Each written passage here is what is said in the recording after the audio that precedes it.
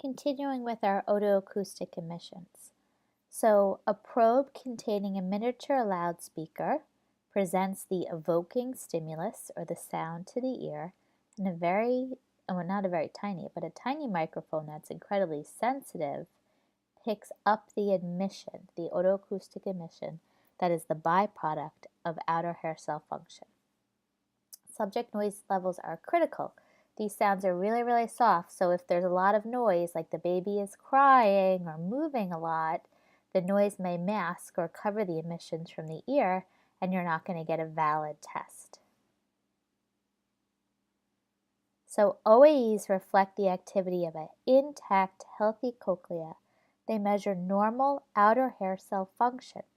The conductive pathway, meaning the outer and the middle ear, must be normal because the signal that is sent into the ear to evoke the OAE has to travel through the middle ear, and the very sensitive OAE has to also travel back out through the middle ear to be recorded by the microphone. So having a healthy conductive pathway is essential, or else you're not going to get a valid OAE.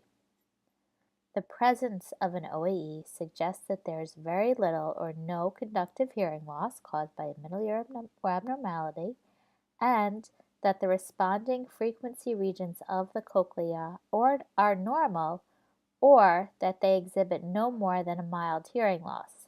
So remember, the TEOEs are present up to a hearing loss around 40 dB, and the DPOEs up to a hearing loss around 50 dB. The worse the person's hearing, the weaker and weaker the OAEs are until they eventually disappear.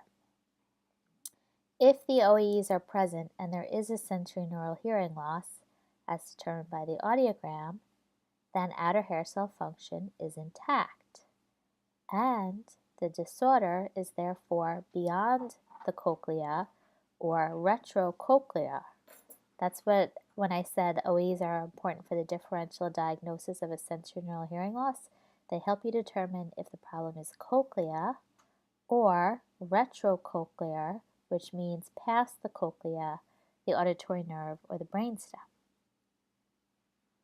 If the OAEs are absent and there is a sensorineural hearing loss, as determined by your audiogram, then it confirms that their pathology or the problem is cochlear, or in the inner ear in the cochlea. But there may also be a retrocochlear problem beyond the outer hair cells too, which is why we also need to do auditory evoked potentials, which we'll talk about next.